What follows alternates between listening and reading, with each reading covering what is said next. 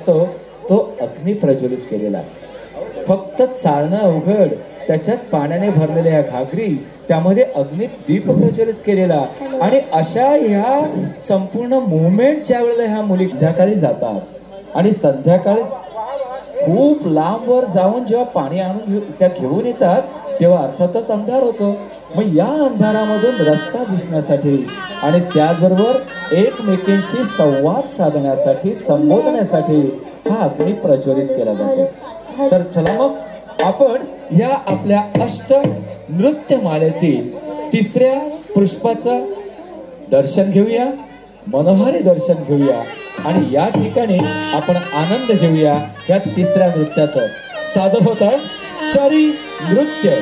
सादर होत आहे राजस्थान मधील नृत्य चरी नृत्य.